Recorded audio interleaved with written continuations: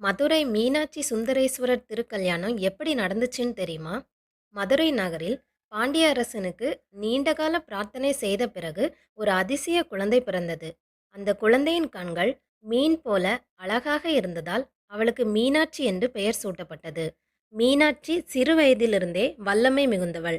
அவள் வில்லும் வாளும் கற்று யுத்தத்தில் எவரையும் வெல்லும் ஆற்றல் கொண்டவளாக இருந்தாள். பாண்டிய அரசின் அரியணையை ஏற்று உலகம் முழுவதையும் வெற்றி கொள்ள புறப்பட்டாள். அவளின் வெற்றி யாத்திரையில் கைலாயம் வந்தபோது அங்கே சிவபெருமானை தன்னோடு போராடச் சென்றாள். ஆனால் அவரை பார்த்தவுடன் அவள் மனதில் பாசமும் அன்பும் தோன்றியது.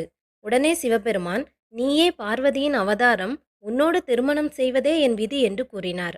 அதன்படி மதுரை நகரில் மிகப்பெரிய திருவிழா போல திருமணம் நடைபெற்றது. திருமண நாளில் அனைத்து தேவதைகளும் முனிவர்களும் வந்து சாட்சியாக நின்றார்கள்.